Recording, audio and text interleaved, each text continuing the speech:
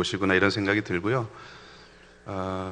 제가 여러 교회를 다니기는 하지만 제일 편할 때가 언제냐면 선배 목사님 있는 교회가 제일 편합니다. 왜냐하면 실수를 해도 용납이 되거든요. 예. 딴 데 가면은 그냥 부담스러운데 목사님 또 한참 저보다 선배님이시고 또 이혁재 목사님도 그렇고 그래서 귀하고 아름답게 섬기는 그런 교회에 올 수 있어서 좋았고요. 또 참고로 제 제자도 여기서 또 사역을 하고 있고 제자가 아니고 제자들이겠죠. 몇 명 하니까 너무 고맙고 감사하고 또 행복한 마음으로 왔습니다. 감동적이었던 건 제가 어디 가서 소개하려고 하는데 우리 마지막 찬양할 때 아이들 축복해주는 그 모습이 이 교회는 이게 사실은 교회에서 하는 모든 행위 하나하나가 철학과 관련 있는 거거든요. 건물도 그렇고 저렇게 뻥 뚫려 있는 잠옷실, 그죠? 여러 거의 크게 돼 있고 뻥 뚫려 있는 잠옷실을 왜 저렇게 만들었을까? 그리고 마지막 찬양할 때 나가는 아이들에게 축복송을 왜 불러줄까? 결국은 그게 다 철학이 반영된 거거든요. 와서 보면서 또 오늘도 배우고 갑니다. 제가 여러분들에게 뭘 하기보다 목사님께서 해오셨던 것들을 저도 보고 느끼면서 되게 많이 배우고 가는 것 같아요. 그래서 먼저 목사님께 감사드리고 또 여러분들께도 감사드립니다. 원래 이 강의가 시계가 뒤에 없네요. 그죠? 큰일 났습니다. 강의가 2시간짜리입니다. 그래서 이걸 어떻게 하면 빨리 줄일까? 지금 제 전공이 기독교 교육이고요. 부전공이 말을 빨리 하는 겁니다. 그래서 말을 좀 빨리 하더라도 여러분들 이해를 해주시고 혹시 제 핸드폰이 저기 있는데 시계를 좀 보면서 할까요? 아니면 저기 시계를 좀 켜주실래요? 예, 시계를 켜주면 좋을 것 같습니다. 자, PPT 좀 띄워주시고요. 오늘은 특별히 재직 세미나고 이번에 제가 목사님께 듣기로 쉐마 들으라 이스라엘 여러분 이 부분과 관련된 부분인데요. 사실은 여러분 제가 가져가겠습니다. 후배는 그렇게 얘기할 수 있어요. 선배님한테 선배가 후배 거 가져가면 갈치인데 후배는 가져갈 수 있습니다. 그래서 좋습니다. 자, 여러분 쉐마 본문인데요. 제가 알기로 쉐마 본문이 한 성경의 신명기에 5번 등장하는 것 같아요. 그 중에 이제 3번이 교육적인 차원이고 2번이 전쟁 나갈 때 해당되는 건데 결정적인 공통점이 뭐냐면 아주 본질적인 일을 할 때 목숨 걸고 뭔가를 해야 할 때 이 쉐마 본문이 쓰여진다라고 하는 그런 그 의미가 있습니다. 그래서 아마 여러분이 이제 여기도 우리 다음 세대를 위해서 기도했지만 다음 세대를 살리는 일이 가장 본질적인 일이고 교회가 해야 될 제일 중요한 일이다. 사실 한국 교회 가장 큰 문제 중에 지금까지 문제가 됐던 것 중에 하나는 교육과 목회를 분리한 겁니다. 그래서 중고등부까지는 교육부서, 청년부부터는 목회부서, 조금 더 심하게 이야기하면 중고등부까지는 돈 쓰는 부서, 그 이상은 돈 되는 부서. 여러분 이렇게 교육과 목회를 분리하는 순간 교회는 끝입니다. 다음 세대는 도구에 불과한 거죠. 근데 결국 도구가 아니고요. 사실 그렇게 말하면 안 되지만 경제적으로 따지더라도 경제 논리로 만약에 따진다 해도 다음 세대가 살아야 이 교회가 살 거 아닙니까? 그렇지 않습니까? 그런 면에서 다음 세대를 세우는 일은 가장 중요하고 본질적인 일이다. 교회가 해야 될 본질적인 일이다. 제가 이제 이 강의에 미리 결론부터 말씀드리면 사실은 다음 세대를 세우는 일은 쉐마, 가정에서 들으라 이스라엘, 부모가 어떻게 하느냐 이게 결정적이라는 교회보다 가정에서 부모가 무엇을 어떻게 해야 하느냐가 굉장히 중요한 이 교육적 사명이다라고 하는 부분이 결론인데 그 내용들을 함께 같이 나눠보려고 합니다. 여러분 이 질문 3가지 보이시죠? 아이들이 가장 많은 시간을 보내는 곳이 어딜까? 어딘 것 같습니까? 교회다, 손. 집이다, 학교다, 학원이다. 에라 모르겠다. 뭘까요? 어딜까요? 아이들이 가장 많이 보낸 시간이 가정이죠. 집이죠. 그럼 2번째 질문에 대한 답은 당연히 나오겠죠. 다음 세대 신앙교육의 주책임자가 누굴까요? 부모죠. 그런데 여러분 교회 지금까지 여러분 저희 때도 그렇지만 어떻게 하면 교회가 우리 자녀 신앙을 잘 돌봐줄까 여기에 관심이 있었지 내가 내 자녀의 신앙을 위해서 무언가를 하고 어떻게 해야 될 것인가에 대해서 심각한 고민을 하지 않았던 것이 한국교회 일반적인 현실입니다. 아마 우리 교회는 다를 거란 생각이 들어요. 다음 세대 신앙교육의 주책임자는 부모입니다. 그러면 세 번째 질문하고 또 귀결이 됩니다. 여러분, 나는 내 자녀의 신앙교육을 위해서 뭘 하고 계십니까? 여러분, 뭘 하고 계십니까? 자, 나는 우리 집에서 뭐라도 하나 한다. 내 자녀의 신앙교육을 괜찮습니다. 예, 뭐라도 하나 한다. 오늘 결론이 그거예요. 부모가 중요하다는데 나중에 들어보시면 알겠지만 뭐라도 하나 하자. 이게 결론입니다. 그러니까 여러분, 뭐라도 하나 한다 혹시 계세요? 네, 한 분, 두 분, 네, 마음으로 드신 분. 네, 250명이 마음으로 드셨습니다. 뭐라도 하나 해야죠. 왜냐하면 다음 세대 신앙교육의 결정적인 책임자는 나니까. 자녀가 잘못되면 곁길로 나가면 결국 그 책임은 내가 져야 하는 거니까. 여러분, 이 본문에 제가 질문 세 가지 던졌는데 다 연결이 되면서 결국 하나입니다. 우리 자녀들의 신앙교육은 내가 책임져야지 교회에 맡겨서 될 일도 아니고, 또 여러분, 우리 대안학교 하지 않습니까? 학교에 가서 그냥 자동적으로 애들이 성장하는 거 아닙니다. 그 안에 선생님들이 눈물과 믿음의 씨를 뿌리고, 집에 오면 부모들이 그 아이를 위해서 또 기도해주고, 여러분, 결국 부모의 기도가 결정적으로 중요한 부분인 거죠. 자, 여러분, 오늘 부모가 가져야 될 교육적 사명이 뭔지 우리 말씀과 함께 한번 좀 보도록 하겠습니다. 우리 한번 같이 읽는데 빨간색을 읽을 때는 조금 더 주의해서 보시면 되겠습니다. 함께 읽어보겠습니다.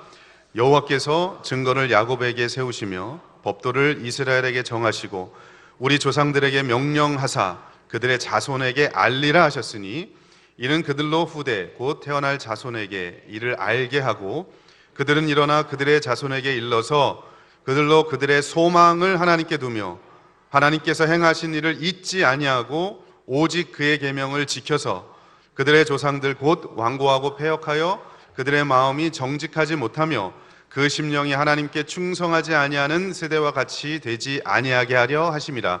여러분, 여기 보면 다음 세대 부모가 가져야 될 교육적인 책임을 한 4가지 정도로 이야기하고 있습니다. 여러분, 부모가 우리 자녀들에게 신앙을 가르쳐서 뭐 하게 할 거냐? 첫째, 소망을 하나님께 두도록 가르쳐야 합니다. 여러분, 이 땅에서 천년만년 살 것처럼 우리 아이들을 양육하고 가르치고 어떻게 하면 내가 갖고 있는 재물, 유산을 물려줄까를 고민하는 사람들은요, 소망이 이 땅에 있다고 여기기 때문에 그렇게 하는 겁니다. 근데 성경은 부모에게 명확하게 이야기합니다. 소망이 하나님께 있음을 알게 하라. 여러분, 우리가 자녀들에게 교회 교육이든 대안학교 교육이든 학교 교육이든 가정 교육이든 여러분, 가장 중요한 건요, 우리의 자녀들에게 소망이 이 땅에 있지 아니하고 하나님 나라에 소망이 있다. 소망을 두고 살아가도록 가르쳐야 하는 게 부모의 가장 중요한 교육적 책임 첫 번째라는 겁니다. 여러분, 그렇게 하고 계십니까? 그거 실패하면 다 끝나는 겁니다. 두 번째, 그거 하기 위해서 하나님께서 행하신 일을 기억하도록 하는 겁니다. 하나님께서 나에게 어떻게 역사하셨는지, 우리 가정에 어떻게 역사하셨는지, 내 인생의 발걸음, 내 역사의 발걸음 한순간 한순간마다 우리 하나님께서 어떻게 역사해 가셨는지를 행하신 일을 기억할 수 있도록 자녀들에게 가르쳐 주는 겁니다. 그러려면 뭘 가르쳐야 돼요? 말씀이죠. 여러분, 성경에 보면 기억하라 기억하라 이런 얘기가 엄청 많이 나옵니다. 특별히 구약 성경에. 왜 그럴까요? 하나님께서 우리 이스라엘 민족에게 어떻게 역사하셨는지, 우리 삶에, 우리 개인에 어떻게 역사하셨는지를 기억하는 것에서부터 신앙이 시작되기 때문에 그렇습니다.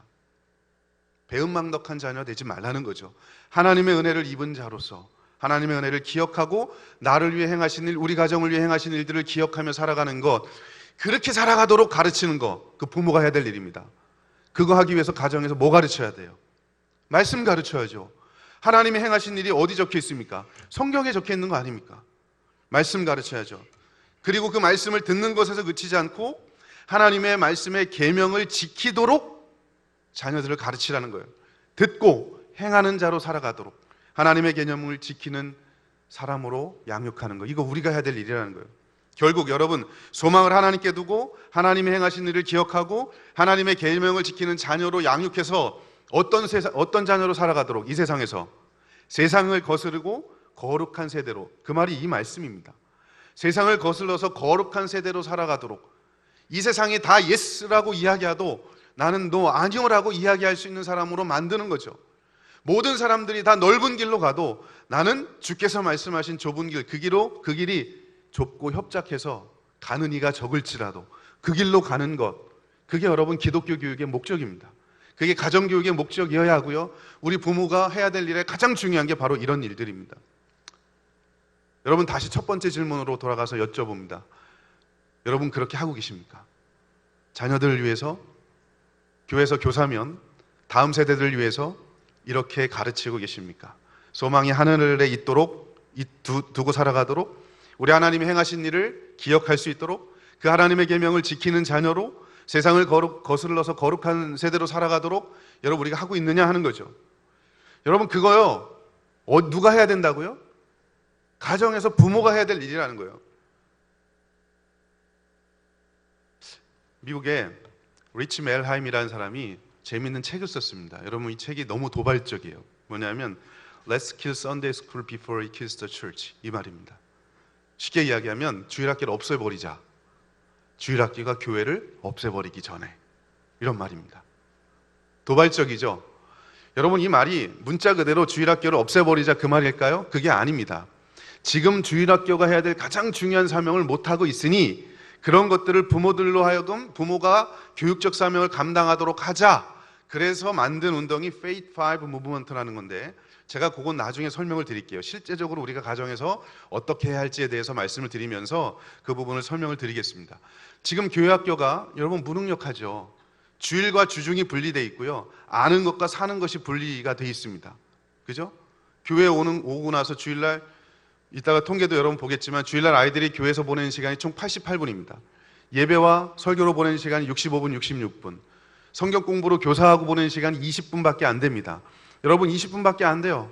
겨우 그 시간밖에 안 되는데 그거 가지고 어떻게 하면 영향력을 미칩니까? 그보다 훨씬 더 많은 시간을 아이들은 다른 곳에서 보내는데 주일학교 교육 가지고 안 된다는 거예요. 결국은 가정과 무언가 교회가 연계하지 않으면, 가정이 적극적으로 다음 세대 신앙교육의 바운더리 안으로 들어오지 않으면 안 된다는 거예요.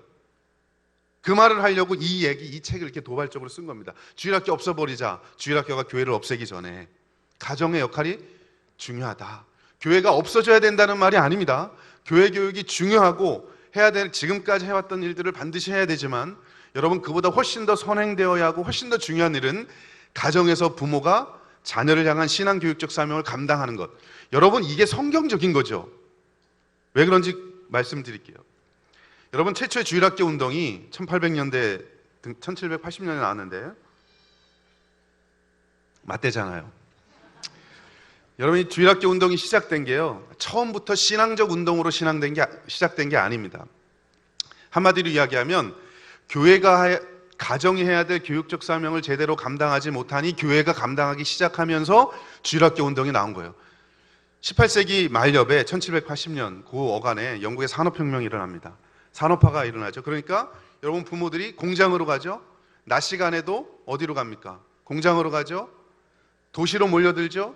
옛날에 농경사회에 있을 때는 자연스럽게 할아버지 신앙이 아버지에게, 아버지 신앙이 아들에게, 또 심지어 격대신앙이라고 해서 손주가 할아버지 신앙을 보면서 신앙 공동체 안에서 뭔가를 배웠죠.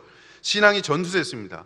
근데 여러분 산업혁명이 일어나면서부터 사람들이 도시로 몰려가고 낮 시간에도 없고, 그리고 공동생활하기 시작하고 도시로 몰려가면서, 그죠? 그러니까 아이들이 낮 시간에 방치가 되는 거예요. 주일날도 방치가 되는 거죠.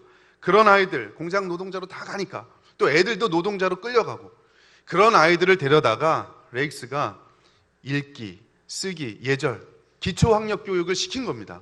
그러면서 주일날도 아이들 같이 성경 공부를 하면서 주일학교 운동으로 점차 발전한 겁니다. 그래서 최초의 주일학교 운동이 나온 거예요. 여러분 태동을 보십시오. 왜 나왔는지. 부모가 가정에서 자녀들에게 해야 될 신앙교육적 책임을 하지 못하는 순간부터 누군가 해야 하니까 교회가 그 책임을 떠안고 가기 시작한 거예요. 뒤집어 이야기하면 여러분 다음 세대 신앙교육의 책임이 누구에게 있다고요? 나한테 있는 겁니다. 부모에게 있는 겁니다. 교회 보내놨으니까 교회에서 알아서 해주겠지, 이게 아니라는 거예요. 교회가 다 알아서 해주겠지, 여러분 그러면 안 되는 거죠. 미국도 마찬가지예요. 여러분 미국의 주일학교 운동, 독립전쟁이 일어납니다. 학교가 폐쇄가 됩니다. 문맹이 양산되죠. 글자를 모르는 아이들. 그래서 여러분 이 아이들 데려다가 처음에 문맹 퇴치 교육을 시킵니다. 신앙인 가정은 자기 자녀들을 가정에서 가르치고 비신앙인 아이들을 교회에서 데려다가 가르치기 시작합니다. 그러면서 이런 것들이 통합되면서 주일학교 운동이 활발하게 일어나기 시작했죠. 여러분 이것도 마찬가지예요. 처음부터 우리가 신앙교육 잘 시켜야 되겠다, 우리 교회가 해야 되겠다, 이런 차원보다는 부모가 해야 될 신앙교육적 차원을 교회가 혹은 공동체가 잘 못하니까, 이 부모가 못하니까 교회가 데려다가 교회에서라도 이 아이들 제대로 가르치자. 그래서 나온 대안적 운동이 사실은 주일학교 운동이라는 겁니다. 그러니까 여러분, 성경을 보십시오. 성경은 항상 부모가 해야 될 교육적 책임을 가장 강조합니다. 야, 회당에 가서 너 배우고 와. 이게 아니에요. 부모가 먼저 자녀를 위해서 무릎 꿇고 눈물 흘려 기도하고 자녀의 신앙을 위해서 평생 동안, 자녀가 시집장가 갈지라도 평생 동안 자녀를 위해서 기도하고 자녀의 신앙을 교육해야 하는 거. 이게 바로 부모가 해야 될 중요한 사명인데, 그런 것들을 이런 사회적인 요인 때문에 산업화도 있고요, 그죠? 전쟁도 일어나고 그러면서 교회가 감당하던 것들이 지금까지 고착이 돼서 여기까지 와서 마치 다음 세대 아이들을 양육하는 것은 교회가 해야 되는 일인 것처럼 여겨진 거죠. 그게 아닙니다. 여러분, 우리나라도 다르지 않습니다. 선교 초기에 우리나라 같은 경우 안 믿는 나라였으니까 비신앙인들의 가정의 아이들을 선교사님들이 데려다가 신앙교육 시켰습니다. 그죠? 가정에서 못하니까 교회가 데려다가 신앙교육 시킨 거죠. 그거예요. 가정이 만약에 믿는 집안이었으면 부모에게 교육적 책임을 훨씬 더 많이 물었을 겁니다. 여러분, 그러다가 1960년대, 70년대 근대화되고 산업화되고 우리나라도 새마을운동 겹치면서 여러분 나라가 급격하게 산업화됐지 않습니까?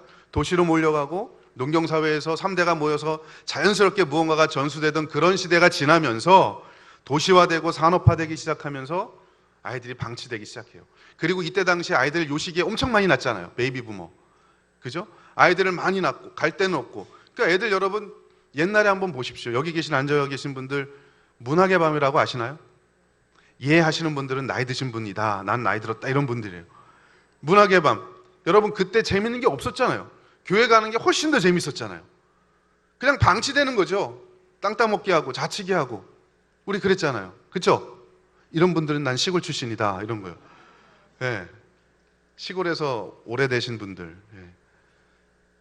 없어요. 그런 아이들 교회 가서 저도 그런 아이 중에 하나였습니다. 교회 가니까 얼마나 재밌어요.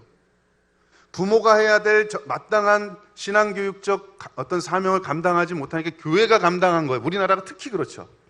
그래서 세계에 유례가 없이 우리나라만큼 주일학교 운동이 폭발적으로 일어난 날이, 사실 나라가 아까 여기 시기적으로 보면 영국과 미국의 그 대부흥 운동이 일어나고 주일학교 부흥 운동이 일어났던 그 시기만큼 우리나라 요 1960년 70년대 이후에 주일학교 운동이 폭발적으로 일어났습니다.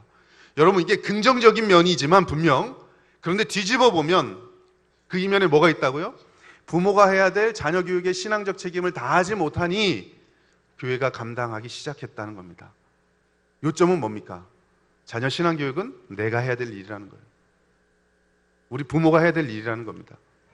우리 이거 한번 읽어볼까요? 결국 시작. 주일학교 운동은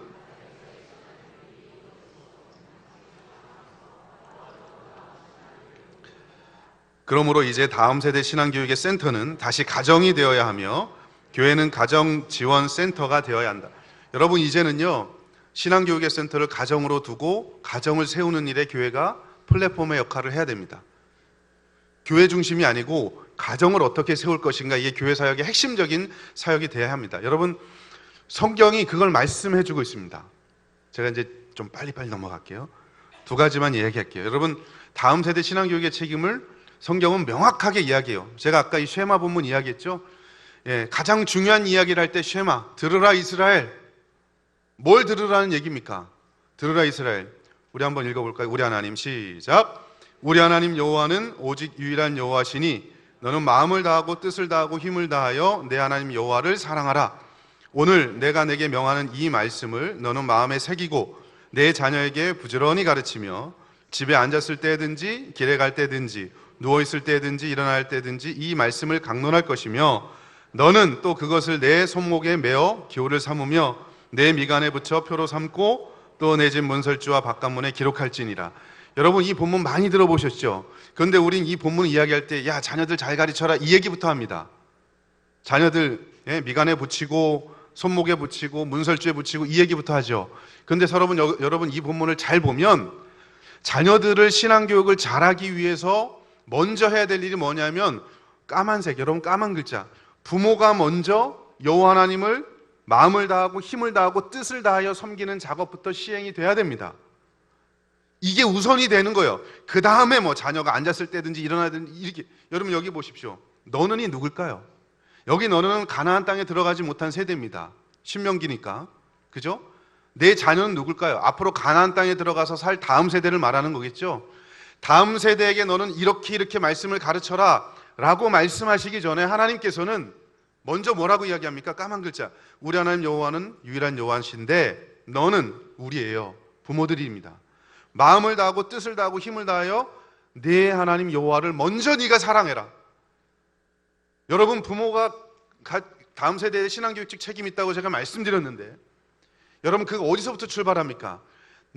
내 부모, 부모인 내가, 할머니 할아버지인 내가 먼저 여호와 하나님을 마음을 다하고 힘을 다하고 뜻을 다해서 섬기는 데서부터 출발하는 겁니다. 여러분 그러므로 이 자리에 왜 앉아 계십니까? 내가 먼저 신앙적으로 열정이 있고 은혜가 있고 그래야 내 자녀에게 말씀을 가르쳐야 하니 이 자리에 앉아 계시가 아닙니까? 그죠? 내가 뭔가를 알아야 말씀을 가르치죠. 내가 은혜가 충만해야 은혜를 흘려보내죠. 내가 메말라 있는데 어떻게 내 자녀들에게 하나님 말씀을 가르칠 수가 있겠습니까? 그러니까 여러분 명확합니다. 너는 신앙교육의 책임 너한테 있는데 네가 먼저 나를 사랑하는 섬기는 부모가 되라. 그 다음 내가 명하는 거 이런 거 지키는데 내 마음에 새겨서 뭐 하느냐? 내 자녀에게 이렇게 가르쳐라. 앉을 때든지 잠잘 때든지 길에 갈 때든지 시간과 장소를 가리지 말고 가르쳐라 이 말입니다. 여러분 또 재밌는 게 뭐냐면요. 밑에 까만색 너는 있죠. 너는 또 그것을 내 손목에 메어. 여기서 너는 또 누굴까요? 부모가 먼저 매라는 거예요. 야 자녀라 너 성경 얼마나 알고 있어? 얼마나 외우고 있어? 그게 아니고 내가 먼저 말씀을 내 미간에 붙이고 손목에 메고 문설주에 발라서 내가 먼저 본을 보여서 자녀들에게 신앙교육 하는 거죠. 부모가 신앙교육 책임이 있는데 책임의 첫 번째는요 모델링입니다. 내가 먼저 그런 부모가 되는 겁니다. 하나님을 사랑하는 부모가 되는 겁니다. 그러면 여러분 사실 이 말씀은요 저에게도 짐이에요. 저희 집에도 아이가 셋입니다. 사춘기 아이 둘이 있어요. 얘는 짐승이에요. 말이 안 통해요. 그러니까 저희 집에 짐승 둘하고 반인반수 한 명이 있는데 말이 안 통하죠. 진짜 요즘 들어 그런 생각이 듭니다. 하나님께서 나를 훈련시키시는구나. 우리 아내하고 저하고 기도 더 많이 합시다. 그러고 있습니다. 여러분 내가 먼저 본을 보이고 내가 먼저 하나님 말씀 실천하지 않으면 절대로 애들 안 배웁니다. 애들은요 엄마 아빠의 앞모습을 통해 배우는 게 아니고 뒷모습과 그림자를 통해서 배우는 거죠. 부모가 살아간 삶의 발자취, 그림자를 보면서 여러분 우리가 하나님 사랑하는 사람으로 서 있으면 우리가 우리 몸에 이마에 여호와의 말씀을 붙이고 손목에 붙이고 문설주에 붙이고 우리가 하나님 말씀대로 살아가면 그 모습 보면서 아이들이 배우는 거예요. 여러분 이게 부모에게 주신 첫 번째 사명, 신앙교육의 책임자가 부모이면서도 부모가 먼저 하나님 앞에 바로 서야 우리 자녀들을 가르칠 수 있다라는 말입니다. 신앙적인 부분에 아주 중요한 영향을 미치죠. 또 하나 여러분 신약에서 보면 이 디모데후서 여러분 아시죠? 우리 한번 같이 읽어볼까요? 시작.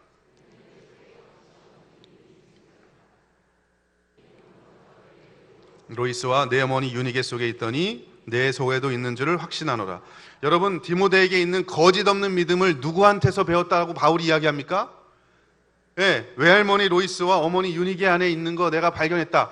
야 바울이 보니까 내가 너 디모데 보니까 네가 잘나서가 아니고 네 엄마, 네 할머니 신앙 네가 그대로 물려받았구나. 여러분 그 심리학 혹은 교육학 이론 중에 애착 이론이라는 게 있습니다. 아마 여러분 이 중에서 심리학을 하신 분이나 교육학을 하신 분은 한 번쯤 들어보셨을 텐데 애착 이론이 뭐냐면요. 어렸을 때 부모와 안정적인 애착, 특별히 여기는 아버지가 되게 중요합니다. 부모님 다 포함되지만 아버지와 안정적인 애착을 맺었던 아이는 나중에 성인이 돼서 하나님을 인식할 때도 그 하나님이 안정적으로 인식이 됩니다. 여러분 기도할 때 우리 하나님 아버지하고 아버지라고 부르시죠? 아니에요? 어머니라고 부르시나요? 어머니라고 부르시는 분들은 안상홍 이단입니다. 하나님 아버지라고 부를 때 그 아버지가 여러분 나는 살갑게 이렇게 느껴지고 아주 사랑스럽게 느껴지고 이렇게 느껴진다. 하나님 아버지라고 볼 때 손 들어 보실래요? 네. 반대로 나는 좀 아버지 그러면 그냥 형식적으로 불러지는 것 같고 하여튼 잘해야 될 것 같고 하나님한테 뭐 그런 아버지로 느껴진다. 솔직히 제가 그래요. 제가. 네. 여러분 왜 그런지 아십니까? 어렸을 때 아버지의 이미지가 하나님의 이미지와 그대로 투영이 됩니다. 저는 여러분 딱 보시는 것처럼 뼈대 있는 집안에 자랐습니다. 그래서 유교적인 집안에 자랐는데 저희 집안에 1년에 제사가 12번도 더 있었어요. 그 집안의 장손이에요, 우리 아버지가. 거기에 외아들의 장손이니 뼈대 있는 집안은 맞죠. 그러니까 여러분 뭐 저희 아버지가 뭐 저를 뭐 폭력하거나 이런 건 아니지만 그냥 유교적인 집안에서 할아버지한테 그런 모습을 아버지 상을 보고 배웠고 근엄한 그 모습을 저도 그대로 보고 배웠고 사랑을 주시더라도 한 번도 살갑게 해주신 적이 없는 것 같아. 말로. 마음은 안 그러신데. 그렇게 받으니까 저도 솔직히 말하면 제가 하나님 아버지, 저 목사예요, 여러분. 목사인데 그렇게 안 보이시죠? 하나님 아버지라고 기도할 때 솔직히 말하면 그 하나님이 아주 살갑게 무조건 사랑스러운 그런 하나님으로 인식이 잘 안 돼요. 그게 뭔지 아십니까? 부모와 어렸을 때 맺었던 관계의 질이 하나님에 대한 인식, God 컨셉, 하나님에 대한 개념을 형성하는 데 결정적 영향을 미쳐요. 그러니까 안정적인 부모의 착, 안정적인 하나님상, 부정적인 부모의 착, 부정적인 하나님상. 이게 한 80%는 돼요. 80%. 그런데 예외적으로 여러분들 중에 나는 어렸을 때 좀 그런 근엄한 집에서 자랐긴 했지만 지금 하나님을 인식할 때 좋은 하나님을 인식이 된다고 하는 분들도 계실 거예요. 그죠? 그런 분들이 밑에인데 이게 한 20% 됩니다. 20% 정도. 왜 그러냐면 부모에게는 그 사랑 못 받았어도요. 중간에 자라면서 그게 엄마일 수도 있고 아니면 교회 학교 교사일 수도 있고요. 내가 하나님 상을 받을 만한 그 누군가 중간에 이걸 사회화의 과정에서 얻는 교육적인 효과라고 이야기하는데 특별히 교회 학교 교사들 계시면 잘 들으셔야 돼요. 예, 가정에서 비록 그런 가정에서 자란 아이들이라 할지라도 선생님한테 선생님을 통해서 하나님에 대한 이미지, 따스한 이미지를 배운 애들은요, 성인이 돼도 하나님을 안정적으로 인식을 한다는 거죠. 그러니까 여러분, 지금도 늦지 않았어요. 여러분, 아이들 보통 6세 이전에 인성이 형성이 다 80% 된다고 하잖아요. 여전히 우리는 가능성이 있어요. 예, 우리 아이 다 자랐어도 여전히 내 삶의 모습을 통해서 예수님의 모습을 보여주면 하나님의 사랑을 보여주면 이 아이가 안정적으로 자랄 수 있는 거예요. 소망이 없는 게 아닙니다. 어쨌든 여러분 이걸 보면요, 이 디모데 본문과 관련해서 보면 어렸을 때 부모와 맺었던 관계의 질이 나중에 하나님, 거짓 없는 믿음, 신실한 믿음. 여러분 디모데 전후서를 잘 읽어보시면 선한 양심, 거짓 없는 믿음 이런 말이 수도 없이 나옵니다. 여러분 이게 인성과 관련된 거예요. 신앙뿐만 아니라 인성에 결정적인 영향을 누가 미치느냐? 부모가 미치는 거예요. 교회가 아닙니다. 교회는 20%예요. 여러분 그러므로 신앙교육의 책임이 누구라고요? 가정에서 부모는 자녀들에게 율법, 즉 토라를 가르치는 신앙교육이었던 것뿐만 아니라 인성교육을 책임지는 아주 중요한 기관이었다는 거죠. 네. 우리 부모들, 저도 마찬가지지만 정말 꼭 기억하셔야 돼요. 네. 자, 여러분 그런데 제가 다른 측면에서 왜 가정에서 부모가 중요한지를 보여드릴게요. 지난 100년 동안 여긴 지금 영국만 나왔지만 영국과 미국의 성인들을 대상으로 지금 집사님, 권사님, 장로님, 교회 나오는 분들을 대상으로 물어봤어요. 여러분 언제 예수 믿어서 지금 성인이 돼서 집사, 권사, 장로 됐습니까? 라고 물었더니 95%가 저는요 청소년기 이전에 예수 믿어서 지금 성인이 됐고 직분자가 됐습니다 라고 응답했습니다. 여러분 청소년기 이전에 가장 많은 시간을 보내는 데가 어디라고요? 가장 많은 관계를 맺는 사람이 누구라고요? 부모예요. 가정에서 부모입니다. 여러분 그러므로 이걸 보시면 그 시기를 놓치면 청소년기 시기 조금 더 넓게 보더라도 청년기까지 여러분 그 시기를 놓치면 다음 세대 미래 없다는 거예요. 그 시기에 가장 많은 시간을 누구랑 보내느냐? 가정에서 부모랑 보내는 거예요. 내 책임이 없다 말할 수 없는 거예요. 말하면 안 되는 거죠. 교회가 알아서 할 일이다. 여러분 결코 그렇게 말하면 안 되는 거죠. 우리나라는 요거보다 비율이 조금 더 낮아요.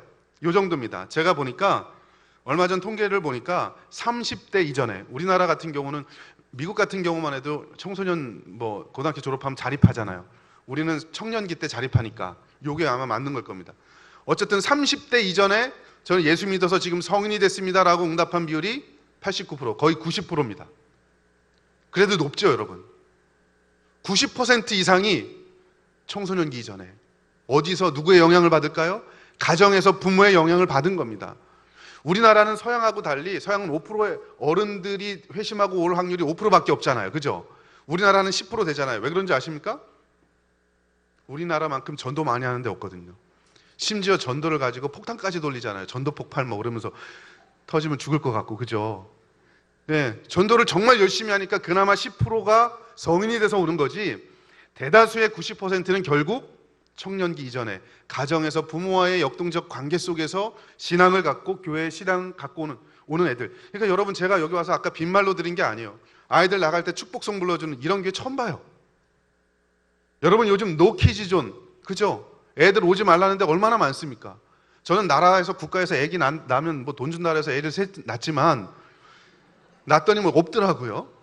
요즘 애 그렇게 셋 낳으면 사람들이 별로 이렇게 좋게 안 봅니다. 그리고 그런 아이들 데리고 가면 노키즈존, 애들 데리고 오지 말라 그래요. 여러분, 애들이 얼마나 축복의 산물입니까? 하나님이 우리에게 주신 복의 산물이 자녀 아닙니까? 여러분, 이 아이들을 위해서 줄 수 있는 가장 큰 선물이 뭐예요? 말씀과 복음과 신앙 아닙니까? 이 아이들 축복해주고 좀 예배 시간에 와서 떠들면 좀 어때요? 나와 있는 것 자체가 귀한 건데 떠들라는 소리가 아니에요, 여러분. 네. 청년이 되기 전에 승부 걸어야 됩니다. 어디서요? 가정이라는 거예요. 부모가 중요하다는 거예요. 그런데 여러분, 이만큼 제가 지금 말씀드린 게 부모가 참 중요하다, 가정이 중요하다. 그런데 여러분, 교회 교육의 현실은 어떤지 아십니까? 이걸 한번 보셔야 돼요. 그래야 가정에서 내가 더 열심히 해야지. 내년도 우리 주제가 쉐마고 가정을 어떻게 해야 될까, 이 세울까, 이 부분인데 여러분, 우리가 더 자극을 받을 수 있습니다. 여러분, 우리 교회 학교가 지금 잘하고 있는가? 이건 여러분 교회를 말하는 게 아니라 한국 교회를 통계를 말하는 겁니다. 우리 한국 교회의 가장 큰 문제는요, 학교식 교육입니다. 그러니까 다 분리가 돼 있어요. 여러분, 신앙이 전수되는 게 보통 한 세 가지 통로입니다. 첫째는 공동체를 통해서 전수되는 거. 두 번째는 배우고 가르치는 교수 학습에 의해서 가르치는 거. 세 번째는 프락시스라고 해서 실천하면서 가르치는 거. 이겁니다. 그런데 한국 교회가 주일학교 운동이 너무 활발하다 보니까, 그리고 교회 학교가 점점 불어나다 보니까 어디에 치중이 돼 있냐면, 두 번째, 교수 학습. 교회 나와서 계단식 공과를 가지고 요 나이 땐 요걸 배우고 요걸 배우고 요걸 배우고, 체계적으로 인지적인 부분은 너무나 잘 가르쳤으나 나머지 두 가지, 신앙 공동체를 통해서 배우는 부분과 실제로 아이들이 삶에서 무언가를 하면서 배우는 건 별로 중요하게 여기지 않았어요. 첫 번째 부분이 뭔지 아십니까? 이게 신앙 공동체가 결국 가정하고 연결돼요. 제가 말씀드렸죠. 할아버지의 신앙이 아버지에게, 아버지 신앙이 손주에게 전달되는 거. 이게 신앙 공동체를 통해서 자연스럽게 전수되는 게 훨씬 파워풀합니다. 여러분, 우리가 신앙생활 똑바로 해야 되는 이유가 있어요. 교회 학교 아이들이 주일날 왔는데 우리 장로님 권사님들이 예를 들어서 맨날 싸우고 있다. 그 모습 보십시오. 교회 가면 저런구나. 우리 신앙은 싸우면서 크는 거구나. 여러분, 잠재적으로 그걸 배우는 거예요. 아무리 서로 사랑해야 돼, 교회 학교에서 20분 동안 선생님이 사랑해야 돼, 배려해야 돼 가르쳐도 싸우는 모습 보면서 자란 아이들은요, 저런 게 신앙이구나, 저래도 되는구나, 그렇게 되는 거예요. 신앙 공동체가 그래서 중요해요. 그 신앙 공동체의 한 부분을, 한 날개를 우리 한국 교회는 잃어버렸어요. 가정이 해야 될 가장 중요한 교육적 사명이 잃어버리니 교회에서도 그게 없어지는 거죠. 그냥 1년에 한두 번 온세대 예배를 드리는 거로 되는 게 아니에요. 네, 그 부분 잊어버렸어요. 그래서 학교식 교육으로 왔어요. 그래서 지금도 주일학교라고 부르잖아요. 주일학교. 주일 신앙 공동체가 아니고 주일학교라고 부르잖아요. 학교 가서 너 1학년이니까 손잡고 가서 1학년 1반으로 가, 분반 공부해야 돼, 2반으로 가. 여러분, 가정에서도 그렇고요. 형이 하는 거 어떻게 하는지 동생들이 다 보고 배우잖아요. 그죠? 네. 교회도 마찬가지예요. 형들이 하는 거 보고 배우는 게 훨씬 더 큽니다. 말로 듣는 것보다. 근데 그거 잃어버렸어요. 그거 회복시키는 첫 번째 단계는요, 가정에서 그 신앙 공동체 역할을 해주는 거예요. 주일 평균 성역 공부 시간 제가 말씀드렸죠. 88분. 이게 우리 총회 통계입니다. 2017년도에 우리 총회 최초로 제일 큰 통계 작업을 하나 했어요. 수천 페이지 되는 기본 데이터를 가지고 분석을 했는데, 그중에 제가 교회학교 요 부분을 분석을 쭉 해봤는데 이거예요. 여러분, 평균 88분입니다. 예배 시간이. 그 중에 예배와 설교가 65분, 66분. 성경 공부로 보내는 시간, 선생님하고 보내는 시간 22분, 23분. 여러분 요거밖에 안 돼요. 이 시간에 무슨 신앙이 전수됩니까? 예? 주입식으로. 그냥 주입식 전달만 하잖아요. 얼마나 알고 있는지. 어떻게 살아가는지 삶에 대한 점검도 없고요. 일주일 동안 어떻게 씨름하고 고민하는지 이런 것도 없고요. 가정과 당연히 연계를 해야 되는데 그게 없는 거예요. 여러분이 테드 바와 팻분이라는 사람이 쓴 책에 보면 충격적인 통계가 나옵니다. 청소년들이 17살 될 때까지 의미 있게 보내는 시간과 장소가 어딘가? 교회에서 보내는 시간 800시간, 가정 2000시간, 학교 11,000시간, 미디어 63,000시간입니다. 교회는 겨우 800시간밖에 안 돼요. 여러분 지금 미디어에서 63,000이지만 미디어를 누가 컨트롤합니까? 가정에서 부모가 컨트롤해야 되죠. 2,000시간밖에 안 되지만 63,000 합치면 65,000시간입니다. 가정에서 부모가 해야 될 역할이 교회는 800시간밖에 안 돼요. 800대 65,000, 8대 1입니다. 여러분 부모의 책임이 8이에요. 교회 책임 1밖에 안 됩니다. 그래도 여러분 우리 자녀의 신앙교육, 다음 세대 신앙교육 책임 내가 아니다라고 말씀하시겠습니까? 아니죠. 가정이 살아야 됩니다. 우리가 살아야 돼요. 박상진 교수님이 교회학교 위기의 가장 큰 위기는 결국 부모 요인, 부모의 가치관이라고 얘기했어요. 그래서 이거 어떻게 해결해야 될까? 부모의 기독교적 자녀관, 가치관을 회복하는 게 다음 세대 신앙교육의 가장 중요한 첫 번째 단계다. 저도 여러분 지금 뭐 이 교수님뿐만 아니라 저도 지난 10년 동안 제가 총신에 와서 연구했던 상당 부분이 교회학교 그리고 학부모들에 대한 연구인데 이 연구하면서 나온 한 가지 중요한 결론이 뭐냐? 결국 가정이라는 결론이었어요. 가정에서 부모를 어떻게 세우느냐. 물론 가정에서 부모를 어떻게 세우느냐를 가려면 이제 청년부를 어떻게 세우느냐가 중요해요. 왜냐하면 부모가 이미 되고 나면 늦어요. 여러분 다 자녀 낳아 키워보셨잖아요. 자녀 태어나면 그때부터는 굴러가기 바쁘지, 그죠? 그래서 부모 되기 전에 청년들이 내가 엄마가 되면 아빠가 되면 어떻게 신앙을 가지고 아이를 가르칠 것인가 그때부터 하지 않으면 안 되는 건데 어쨌든 그걸 포함한다 할지라도 부모의 가치관과 세계관이 훨씬 중요한 그런 거예요. 여러분 이게 414 윈도우라는 운동에서 나온 통계인데요. 이게 마찬가지입니다. 414 윈도우가 4살부터 14살을 잡아라 이 소리입니다. 왜요? 이 시기에 신앙이 형성되는 결정적인 시기이기 때문에. 여러분 근데 414 14살까지 아까도 말씀드렸지만 누구와 어디서 가장 많은 시간을 보낸다고요? 가정에서 부모와 보내는 시간이 제일 많죠. 부모의 영향력이 큰 겁니다. 그러니까 여러분 이거 쉐마 이스라엘 들어라. 가정을 우리 신앙교육의 장으로 삼읍시다. 이건 운동으로 해야 될 일이 아니고 그냥 우리 삶이어야 하는 거예요. 선택이 아니에요. 이번 올해 주제가 이거니까 해야 된다가 아니라 이거는 늘 우리가 부모가 됐으면 죽을 때까지 해야 되는 일입니다. 근데 그게 안 되니까 특별히 올해는 주제를 이렇게 갑시다 얘기하는 걸 뿐이지 사실은 이게 본질이에요. 네. 근데 혹시 오해하지 마세요. 여러분 교회 교육이 그렇다고 뭐 없어도 된다 뭐 이런 얘기가 아니에요. 교회는 그럼 가정을 어떻게 지원할까 이 부분이 중요한 거죠. 여러분 한국 교회를 이야기하면서 이런 이야기가 있어요. 유초등부 때 100명이면 중고등부 때 50명, 중고등부 때 50명이면 청년부 때 10명 남는다. 그리고 이게 안타깝게도 현실이에요. 유초등부 때 100명 있었던 데 있잖아요. 중고도 가면 반으로 떨어집니다. 특히 대학 앞두고. 그리고 청년부 가면 10명 남습니다. 여러분 유초등부 때 왜 이런 현상이 벌어질까요? 유초등부 때 가정에서 부모가 먼저 신앙적으로 바로 서고 그래서 자녀들에게 신앙교육을 제대로 시켰다면 이런 일은 일어나지 않을 겁니다. 내가 먼저 하나님 앞에서 열정의 심장이 뛰고 은혜의 심장이 뛰어서 하나님의 말씀을 사모하고 은혜를 사모하는 사람이 돼 있다면 내 뒷모습을 보면서 아 우리 엄마 아빠는 이렇게 살아가는 거구나. 여러분 신실한 부모 밑에서 신실하지 않은 자녀가 나오는 기적이 없습니다. 그런 기적 없어요. 그러니까 결국 뭡니까? 가정이라는 거죠. 자, 이걸 위해서 교회가 해야 될 일과 가정이 해야 될 일을 몇 가지를 제가 좀 말씀을 드리려고 합니다.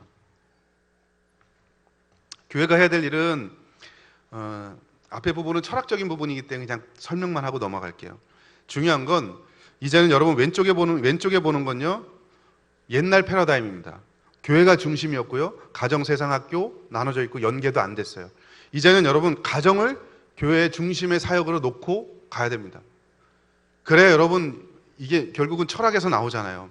가정을 중심으로 놓고 어떻게 하면 가정을 도울까? 그래서 가정을 도울 수 있는 교육 과정도 마련하고 교육 프로그램도 마련하고 교육 실천도 하고 이런 형식으로 가는 거죠. 패러다임의 전환이 있어야 됩니다. 두 번째는요. 사실은 교육 목회로 전환을 해야 됩니다. 그러니까 교회 가정 학교가 연결이 돼 있어야 돼요. 그리고 교회 가정 학교에서 교회가 해야 될 가장 중요한 본질적인 5가지 사역, 예배, 교육, 교제, 봉사, 전도. 이 5가지를 아이들이 살아가는 모든 삶의 영역, 교회, 가정, 학교에서 태어나면서부터 죽을 때까지, 그죠? 우리는 어떻게 돼 있냐면 태어나면서부터 중고등부까지 교육부서, 청년부부터는 장년부, 노년부는 목회부서니까 안 해도 된다. 여러분 이렇게 가면 안 돼요. 교회 교육과정이 이 5가지 교육과정이 다 들어가 있어야 됩니다. 여러분 유치부 아이들은 왜 섬기고 봉사하고 나눔, 예배, 교육, 교제, 봉사, 전도 중에 봉사, 전도 이런 거 왜 하면 안 돼요? 당연히 교육과정이 들어가 있어야죠. 그죠? 어른들, 지금 당장 내일 모레 죽을 어른이라도 예배 드려야 되고 교육받아야 돼요. 신앙교육. 그죠? 이 5가지 교육과정이 태어나면서부터 죽을 때까지 아이들이 살아가는 모든 삶의 영역에서 다 들어와 있어야 됩니다. 이게 이제 평생교육, 일반적으로 말하면 평생교육과정이고요. 교회 교육적으로 말하자면 교육목회적 관점인 거예요. 이렇게 가야 돼요. 자, 이렇게 가려면 어떻게 되느냐? 이건 좀 실제적인 제안인데요. 교구 편성 혹은 구역 편성을 부모의 발달 단계에 맞춰서 편성할 필요가 있습니다. 그래서 지금 이 갈린스키라는 사람이 이런 이야기를 했어요. 여러분 여기 보시면 부모 발달 단계에 맞춰서 이런 단계들이 있다. 예를 들면 이미지 형성기, 자녀 양육기, 권위 형성기, 설명하는 상호 의전, 떠나보낸 6가지 단계가 있는데 아이들도 발달 단계를 거치지만 부모들도 발달 단계 거쳐. 쉽게 이야기하면 이런 겁니다. 예를 들어서 유치부에 자녀를 둔 부모들끼리 묶어주는 거죠. 구역 조직을. 중고등부에 자녀를 둔 부모들끼리 묶어주는 겁니다. 그러면 2가지 교육적인 효과가 있습니다. 첫 번째는 기존의 구역에서 하던 어른들, 본인들을 대상으로 하는 신앙교육이 자연스럽게 이루어지죠. 그죠? 어차피 구역 예배 하는 거니까. 두 번째는 비슷한 연령대의 자녀를 가지고 있기 때문에 관심도가 비슷해요. 그 관심도가 비슷한 집단들에게 교육적인 차원의 질문들이나 그런 역량을 함양시킬 수 있는 교육들을 그 안에서 시켜주면 자연스럽게 부모 교육이 함께 되는 겁니다. 그러려면 여러분 부모 발달 단계에 따라 교구 편성을 다시 해야 돼요. 그리고 그때마다 키워드가 있어요. 여러분 예를 들면 권위 형성기 여기 보면 2세에서 5세라고 돼 있죠. 여러분 부모가 아이에게 큰 소리 치고 귤 잡아주고 훈육 잡아주는 거 몇 살까지 될 것 같아요? 5세까지예요. 학령기 이전이에요. 우리는 언제 하느냐? 주로 청소년기에 하거든요. 여러분 청소년기의 키워드가 뭐냐면 조언이에요. 그리고 수평적 우정이에요. 청소년기의 자녀하고 이야기할 때는 수평적인 우정, 나하고 동일한 인격체, 나하고 대화가 되는 인격체라고 인식하고 자녀하고 대화를 해야지 갈등이 없지. 여러분 왜 청소년기 때 자녀하고 제일 폭발하는 줄 아십니까? 지금 저희 집처럼? 예? 자녀가 지금 상호의존기, 수평적인 관계라고 생각하고 동등한 인격체라고 생각하고 대화를 통해서 뭔가 풀어야 되는데 여전히 유초등부 아이처럼 자녀에게 훈육하니까 그래요. 훈육하지 말라는 소리가 아니라 방식이 달라야 돼요. 5살 미만 학령기 이전 애한테는요 정확하게 너 이거 혼나? 때로 가끔 가다 맴매도 필요하죠. 그죠? 예, 징계가 없으면 사생자잖아요. 사사를 태도하는 자식이니까 징계도 필요하죠. 그럼 그거는요 초등학생 이전까지예요. 예, 그런 걸 가르치는 거예요. 그런 거 하려면 근데 여러분 기존의 구역 조직에서는 그게 안 되는 게 뭔지 아십니까? 할머니 권사님도 있고 뭐 젊은 사람도 있고 같이 있으면 구역 예배로서의 그런 기능은 하지만 신앙교육 자녀들의 다음 세대를 신앙교육하는 거와 관련된 내용은 사실 다루지를 못해요. 왜요? 공통 관심사가 없으니까. 권사님 이거 우리 어떻게 해? 그럼 기도요 그러지. 당연히 기도해야죠. 기도하면서 해야 될 일이 또 있거든요. 기술적인 부분도 있거든요. 그래서 여러분 요거는요 뭐 여러분이 신경 써야 될 부분은 아니지만 교회가 이제 점차적으로 할 수만 있으면 이렇게 태내기의 자녀교구, 애착기, 학령기 자녀교구, 초등기 자녀교구, 청소년기, 청년기 뭐 그다음에 이제 예를 들어 청년기에 자녀를 둔 부모님들 같은 경우는 한 60대 막 이렇게 될 거 아닙니까? 그죠? 70대는 또 따로 묶어주면 되는 거고. 그렇게. 이런 식으로 실제로 제가 지금 같이 섬기고 있는 기독교 학교교육연구소에서 이런 프로그램을 개발을 해서 지난 몇 년 동안 샘플 교회를 돌리고 있어요. 거기서 이제 우리 지난주에도 저희 일종의 교회로 말하자면 정책당회 같은 거를 지난주에 우리 같이 했는데 샘플 교회들을 지금 한 1, 2년 정도 돌리고 있고 여기서 케이스가 나오면 요거를 매뉴얼화 시켜서 한국교회에 보급하자 이런 얘기를 지금 하고 있습니다. 제가 볼 때는 우리 교회도 가능할 수 있을 것 같아요. 다음 세대 중심으로 이렇게 묶어주고 만약에 이게 어려우면 젊은 사람들만이라도 자녀를 지금 키우는 젊은 사람들만이라도 따로 이렇게 소그룹을 묶어줘서 이런 식으로 하면 훨씬 좋겠다 하는 생각이고요. 그래서 이런 부모 발달 단계에 따라 시스템을 바꾸는 거 이런 부분도 고민해 보시라. 두 번째, 그게 되면 좋은 게 뭐냐? 이건 교회가 할 일 중에서 강론 중에 하나인데요. 맘스 커피 브레이크 이런 거 부모 소그룹을 아주 많이 만들어주는 겁니다.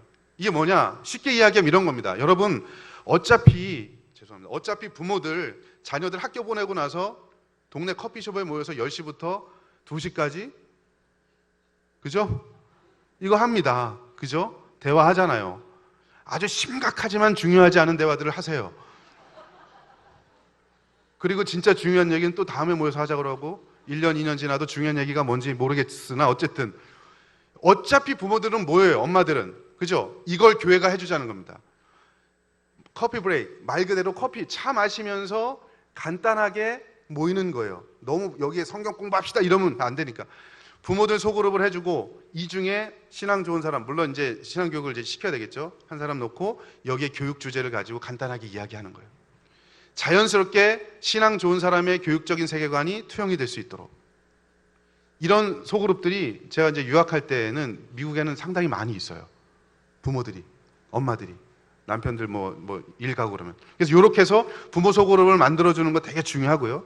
남자들 같은 경우는 매주 모일 수 없으니까 지금 데디스톡이라고 해서요. 요걸 하고 있는 데가 있어요. 아빠들이 한 달에 한 번 모여서 자녀의 신앙교육의 주제를 가지고 같이 토론해. 너무 잘 돼서 이걸 가지고요. 팟캐스트, 방송까지 해요. 그러니까 여러분 제가 이제 연구하면서 느끼는 게요. 아빠가 신앙교육을 이렇게 신경 쓰는 집안이 정말 잘 되더라고요. 아빠가 자녀의 신앙교육에 신경을 쓰면 그 집안은 뒤집어집니다. 정말 그래요. 네. 그러니까 여러분 엄마는 항상 그 자리에 지지자로 있으니까 엄마는 이런 거 모여주고 아빠들끼리 이것도 발달 단계에 맞춰서 구역 편성이 되면 자연스럽게 야 어차피 남자들 같은 경우는 남전도에서 한 달에 한 번씩 모여서 무슨 추어탕 먹으러 가고 축구 먹는 게 아니고 축구하러 가잖아요. 그죠? 그걸 이런 형식으로 조금 더 교육적인 차원을 어떤 시스템을 만들어주면 돼요. 교회가 할 수 있어요. 예. 그다음에 요건 제가 다음번에 혹시 교회학교 교사들 오면 설명을 드릴게요. 요것도 그렇고 요것도 시간이 없어서 제가 목사님 9시까지만 하겠습니다. 딱 죄송합니다. 13분만 더 하겠습니다. 제가. 자, 이제 교회가 해야 될 일은 결국 시스템적인 부분이고요. 부모가 해야 될 일에 대해서 몇 가지 말씀을 드릴게요. 제가 해봤던 것들. 제가 아까 오늘의 결론은 부모가 중요하다. 그래서 두 번째 결론은 뭐였냐면 뭐래도 하나 하자 이거였죠. 자, 여기서부터 나오니까 여러분 잘 들으셔야 됩니다. 여러분 이제 부모가 쉐마, 들으라 이스라엘, 이 부모의 교육적인 책임인데 우리가 해야 될 가장 중요한 것들, 자녀 신앙교육 가정에서 어떻게 할까? 자, 첫 번째 아주 뻔한 얘기지만 가정예배예요. 근데 이거 우리가 실제로 쉽지 않아요. 저희도 가정예배를 하다가 아이들이 이제 크기 시작하고 등교 시간, 하교 시간 서로 달라지고 이러다 보니까 쉽지 않아요.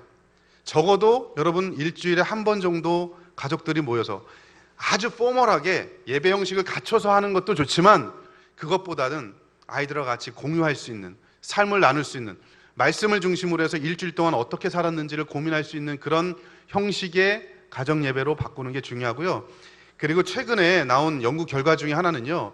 교회에서 세대 통합 예배를 성공적으로 드리기 위해서 가장 중요한 선결 과제는 교회들의 가정들이 가정 예배를 시작하는 것부터 시작하는 거예요. 그래야 이 세대 통합 예배가 성공할 수 있어요. 왜요? 가정에서 먼저 세대가 통합이 돼야 되잖아요. 그런 경험이 있어야 교회 와서 그게 묶어지면 그냥 자연스럽게 되는 건데 우리는 그런 거 없이 그냥 1년에 한두 번 정도 유년부, 초등부, 중고등부 다 올라와 어른들이 드린 예배 비비꼬면서 앉아있고 애들, 그죠? 그러면 안 돼요. 그러니까 여러분, 가정 예배가 세대 통합의 첫 걸음입니다. 두 번째, 여러분, 교회와 가정이 연계하면서 할 수 있는 거, 가정 큐티를 함께 하는데, 여러분, 그냥 큐티 하지 마시고요. 할 수 있으면 본문이 똑같은 거, 예를 들면 매일 성경이 그렇거든요. 제가 광고하는 건 아닌데, 저희가 매일 성경을 한 2년 정도 했었어요. 이게 좋은 게 유치부 자녀를 둔 부모, 아이의 본문이나 중고등부나 유초등부나 어른이나 본문이 다 똑같아요. 접근 방식만 그 아이들의 발달 단계에 따라서 쉽게 접근한 것일 뿐이지 본문이 똑같아. 그러니까 큐티를 오늘 본문을 하면 모든 가족들이 동일 본문을 가지고 하는 거예요. 이걸 가지고 일주일에 한 번 모여서 그 가정 예배 시간에 토론하는 거죠. 이번 한 주일 동안 우리 이렇게 살았는데 어떻게 매일 못하면 여러분 이거 가지고 하나만이라도 하시라는 거예요. 네. 큐티. 또 하나, 여러분 이거 할 수도 있어요. 가정에서 1일 1 소요리 문답. 이건 지금 제가 하고 있는 겁니다. 제가 가정 예배도 해보고 하다가 질리니까 그 다음에 큐티도 해보고 또 한 2년 정도 하다 질리니까 또 이거 하는, 지금 제 핸드폰에는요 거의 매일, 제가 학교 가는 날은 거의 매일 아침에 컴퓨터에 앉아서 제가 아침 5시에 일어나거든요. 5시 반에 출발을 해요. 왜냐면 제 집이 일산이어서 차가 막히기 전에 출근해야 되거든요. 학교 가면 6시 반인데 가서 기도하고 제일 먼저 하는 게 이거 저희 집 단톡방에 이거 올려놓는 거예요. 지금 54번인가 소위를 문답 이거 하고 있어요. 네. 집에서 한 번 책 가지고 한 번 1년 정도 돌렸고 요번에는 이걸로 해요. 단톡방으로. 가정에서. 매일 제가 씁니다. 문, 답, 해설, 적용, 기도. 5개 영역으로 나눠서 해봤자 요거밖에 안 돼요. 하루에 여러분 하나씩 소위를 문답. 하루에 하나씩 여러분 집안의 영적인 가장이 엄마가 됐든 아빠가 됐든 가정 단톡방에 올려주세요. 그러면 여러분 이거 보면서 자녀들이 보고 우리 아이들이 밑에다 리플 답니다. 아멘, 아멘. 제일 안다는 사람 우리 집사람. 네. 아멘, 아멘 달아요. 그리고 저녁에 와서 제가 슬쩍 물어봐요. 오늘 뭐였지? 그러면 아는 애도 있고 모르는 애도 있고. 여러분 가랑비에 옷 젖는 거예요. 그죠? 이거를요, 지금 제가 소개해드리는 것들을 부서에서도 잘, 교회가 어떻게 하면 이거를 그럼 교회 시스템으로 연결할까 이 생각도 하셔야 돼요. 부모들은 내가 해야 되겠다라는 마음을 먹으시고요. 부서에서는 예를 들어서 여러분 1일 1 소요리 같은 경우 초등부, 유년부, 유아이들 대상으로 할 수 있거든요. 그러면 예, 교회와 가정이 연계하는 도구로서 소요리 문답 요거 할 수도 있어요. 이렇게. 그래서 매일 아침 하나씩 나누고 매일이 어려우면 일주일에 하나부터 시작하시든지 2개부터 하시든지 그럼 점점 늘려가시면 되잖아요. 어떻게든 자녀의 신앙교육을 위해서 뭘 해도 하자는 거예요. 예배를 하든 큐티를 하든 소유리 문답을 하든. 그 다음에 여러분 이거 페이스 5 운동인데요. 요거는 어린아이들, 유치부 아이들이나 유년부 아이들에게 할 수 있는 거예요. 교회가 연계할 수도 있고요. 다시 말씀드립니다. 부모는 이거 들으면서 내가 해야 되겠다. 교회는 우리 아이들 요거 우리 부서 프로그램으로 해야 되겠다. 페이스 5가 뭐냐면 share, read, talk, pray, bless. 아까 제가 첫 번째 보여드렸던 그 슬라이드에 빨간 책 있죠. 저자 리치 멜하임. 그 책의 저자가 만든 프로그램이 이겁니다. 이게 뭐냐? 아이들 여러분 하루에 잠자기 전에 5분이면 됩니다. 그죠? 어린아이. 중학생을 대상으로 이거 하면 애들 하다가 뭐 짜증내니까 하지 마시고 중학생은 소유리 문답이 훨씬 좋습니다. 이거 가지고 애들한테 share. 오늘 하루 어땠는지 나누고 감사 나누고 해당 본문 읽어주고 대화하고 기도하고 blessing. 축복해주고. 여러분 부모가 갖고 있는 영적인 축복의 권위가 있잖아요. 제사장적 권위가 있잖아요. 자녀를 위해서 기도해 주는 겁니다. 그죠? 이거 5분밖에 안 돼요. 나는 할머니인데 손주 나 다 키웠는데 여러분 일주일에 한 번이라도 손주에게 전화하셔서 이야기해 주세요. 야, 내가 너 축복해 줄게. 기도해 줄게. 한 번이라도 하십시오. 그거 받고 자란 아이와 그렇지 않은 아이의 질적인 차이가 분명히 있을 겁니다. 신앙적으로. 우리 아이는 다 컸는데요. 이미 늦었는데 늦은 게 어디 있습니까? 제가 아까 보여드렸죠. 태어나면서부터 죽을 때까지 해야 될 일이라고. 교육은. 그죠? 요거는 여러분 페이스 5 무브먼트 요거는 꽤 오래전에 나온 건데 최근에 참고로 우리 한국의 그 오륜교회에서 우리 교단이니까 꿈미에서 요걸 차용을 했어요. 뭐 그 전부터 저는 이 얘기를 그 리치 멜하임 이분하고 우리 아는 모임이 있어서 늘 이거 가지고 얘기도 하고 하지만 최근에 한국에서 이런 얘기를 이제 도입하기 시작했습니다. 방법들을 한번 참고해 보시고 굳이 그거 아니더라도 우리 교회, 우리 가정에서만 할 수 있는 거 하시면 돼요. 네, 어렵지 않잖아요. 하루 어떤 일이 있었는지 나누고 말씀 읽어주고 기도해주고 축복해주고 5분이면 됩니다. 그러다 보면 잠들겠죠. 얼마나 좋아요. 이게 침상머리 교육, 밥상머리 교육, 요것도 저희 집에서 해보던 겁니다.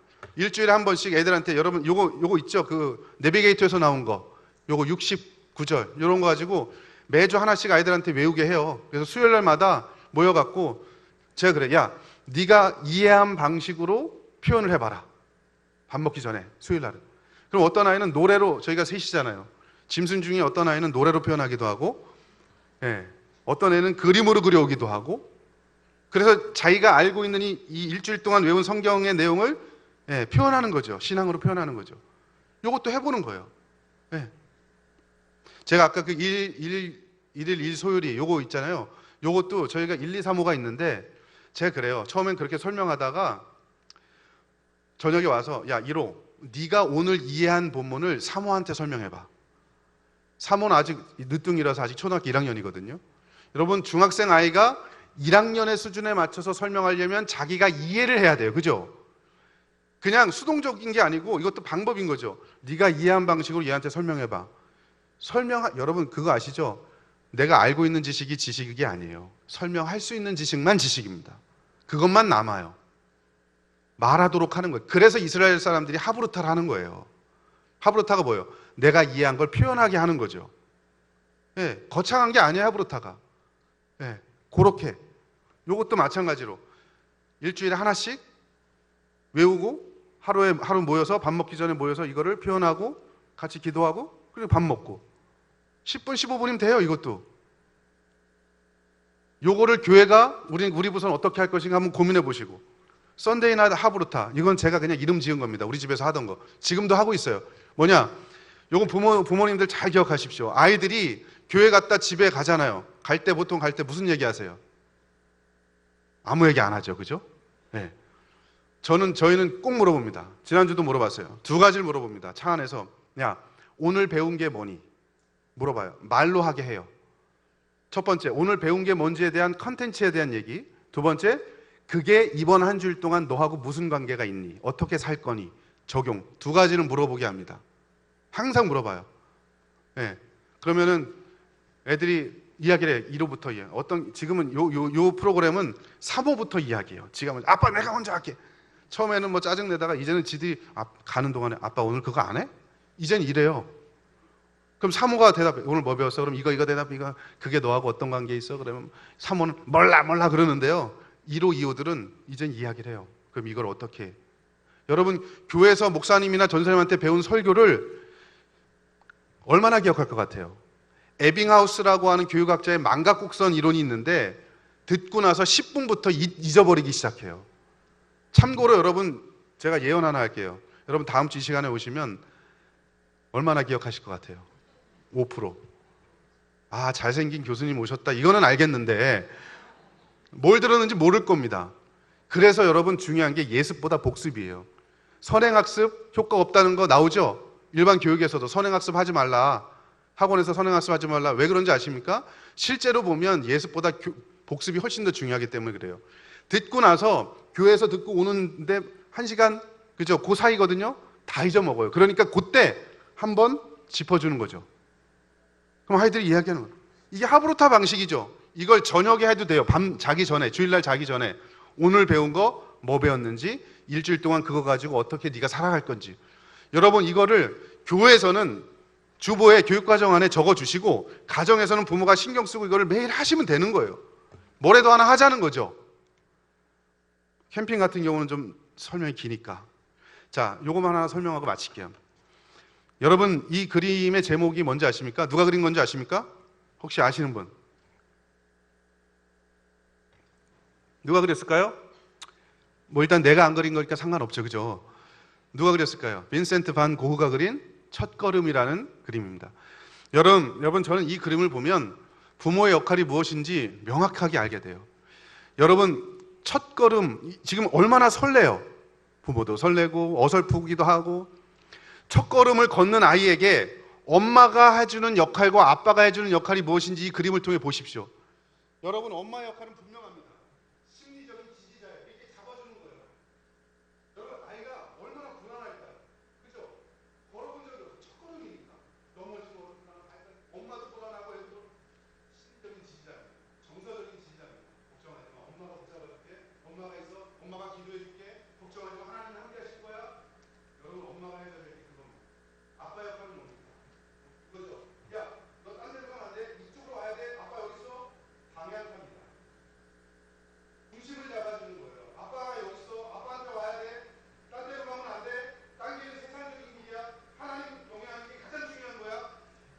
하나님 경외하는 게 가장 중요한 거야.